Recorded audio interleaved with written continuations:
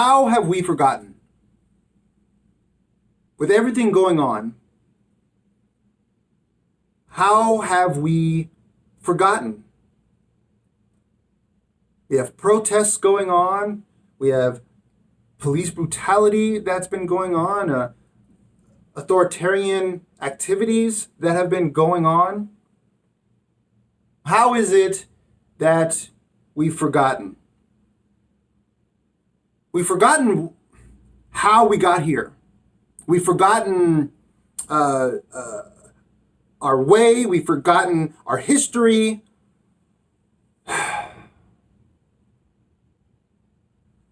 We're trying to make the same demands to the same people and then getting the same results every time. Why are we expecting something different to happen?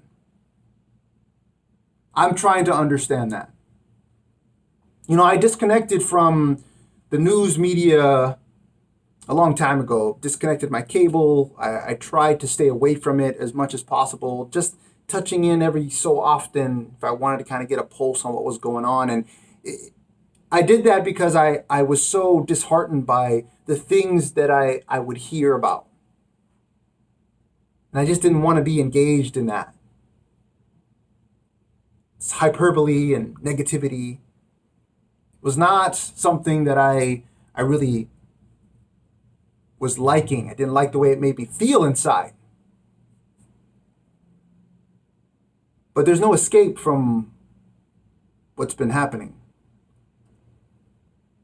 There's no escape from seeing a man lose his life in front of your eyes on a video. And the people that snuffed him were the same people that were supposed to be there to protect him. It's very, very difficult to get my mind around. I'm an optimistic person. I actually haven't been posting very many videos or posting on social media very often because most of my posts, they tend to be very business-oriented, growth-related, inspirational in nature. But I have to tell you, it's been very hard to be inspired as of late. It's been very difficult because I look at some of the things that I've been seeing and it's been very troubling to me. And it's not to say that I'm just now seeing it. I'm just now vocalizing. And I really try to avoid getting into all this because, I don't know how people are going to react to anything that I have to say. I might get some hate. I might get some love. I don't know. What I do know is that we're in a place that we've been before. This is not new. We've done this before. But things still seem very much the same. 100 years ago, we were protesting against authoritarian activities, specifically by the police. 50 years ago was supposed to be the beginning of the end of all of that.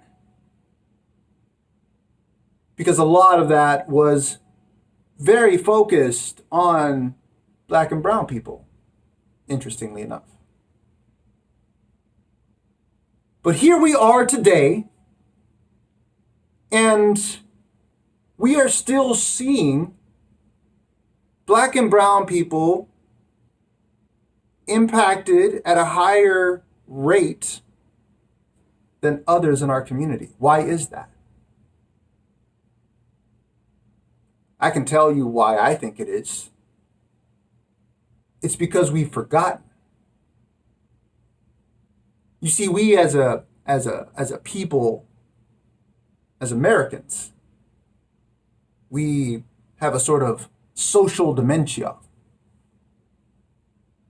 It makes it very difficult for longevity, for us to remember historical relevance. You see, we've forgotten that we've had this conversation before. We've forgotten that we've tried to address it in many different ways. And we've forgotten that all that we've seen from all the times that we've done this, with the exception of the civil rights movement, which was a pretty significant deal, everything else has been crumbs. Cookie out of the cookie jar. To distract us from being able to make really qualitative change. I'm happy to hear that George Floyd's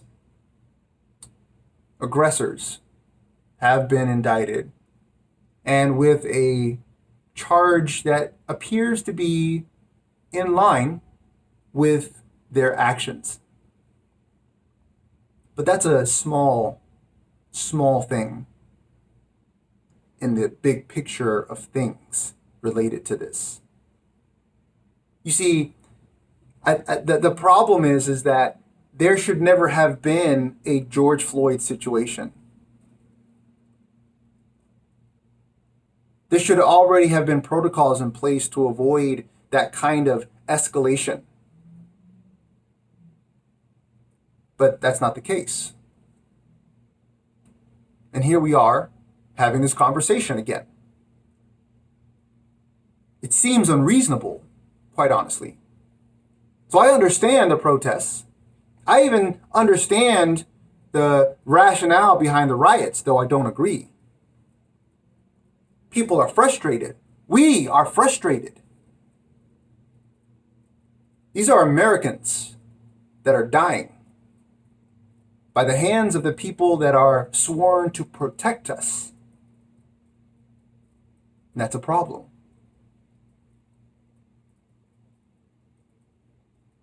We need to remember the Georges, the Sams, the Tamirs, the Erics, the Michaels. We have to remember them. Because if we're going to make any kind of change, it's going to require perseverance. Perseverance. We can't just say, hey, thank you for the cookie, and be done with it. In order to make real fundamental change, we have to address the problem at its source. And I'm not talking about going in and being violent against the police. That's silly. That's not useful time.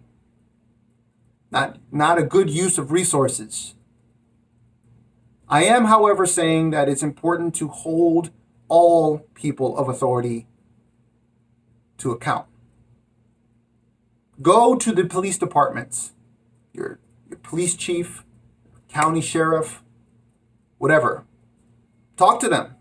Ask them, hey, look at what's been happening here. How do we avoid that happening in our town?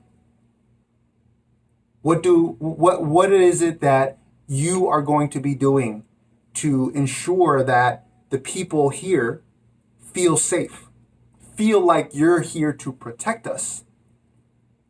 They may not have an answer for you at first. That's fine. You let them know. I'd like to hear about that. Go ahead and put it together, and I'll come back in a few weeks and we can talk about it then. You see, the police department has authority, but it's authority that we, the people, have given them. And I'm happy to provide the police department the necessary authority that they require to do their job, so long as they are indeed doing their job of protecting and serving the people, which is the first and most important thing they need to be doing. So I have no qualms with that. I don't even have qualms with some of the tools they want to use, though I do understand the concern of militarizing our police departments. I think that can definitely become a problem. But what's more important to me is the culture that is in those police departments, to want to first protect and serve, and how they behave based on that culture. Because if they have the right culture, it doesn't matter what tools they have, their focus is going to be to protect and serve and not to be authoritarian in nature. Not to be abusive with their power, not to overutilize force. The goal, in my opinion, for every police officer is to focus on de-escalation, to use force as a last resort. But it doesn't appear to be how they're behaving, at least not with black and brown people or people in low-income communities, minorities. So we need to change that culture, but that is something we need to do on a local level. I'm going to do that myself. I'm going to walk into our police department and talk to the police chief and ask, hey, what are you doing about this to ensure that our community feels safe? Because that's the only way that we can change this kind of thing. It doesn't matter, as it relates to this, it doesn't matter who's in the White House. Biden, Trump, I mean, quite honestly, I think both of them are going to be a problem. But as it relates to police violence, police brutality, police in the community, that is something that we have direct control over. That's not something that comes from the top down, that comes from the ground up. So what I'm asking is if you have any interest in making any real fundamental change, it's not about complaining to someone at the top. It's about organizing the people on the ground and talking to your local police department, your local police sheriff, and asking them, what are you going to do now? How are you going to make sure that me and my family feel safe whenever you're around? That I feel like you're there to protect and serve my interests.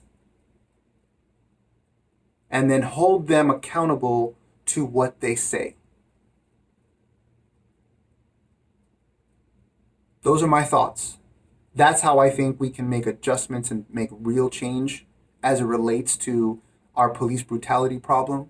But it requires us to do it. You can't just talk to the commissioner and the mayor and those are great people to talk to, but it requires us. We have to do that. We can't pass that on to someone else. So, if you feel like you can do that, you feel like that's something you can do, I would love to partner with you on that. I'm here in Florida, Central Florida, Lake County, Claremont. I'd love to partner with anyone from anywhere. So if you have any thoughts on it, how we can strategize, how we can put something like that together to talk to our local police departments, to talk to our local sheriff's office and understand what they're going to do and figure out a system to hold them accountable to those kinds of activities, I am open to that. I would love to participate in that with you. If you have any comments on what you think of what I've said in this video, I'd love to hear them. If you have any thoughts about, suggestions on other things that you think I can do for my community or anyone else who might be reading comments might be able to do for their community, I'd love to hear that. I'd love to see that. I'd love to hear ideas, thoughts, all that good stuff. So, my name is Gustavo David Ortiz. I am just here as an American, sharing my thoughts, and I hope that I can make some things happen. Peace.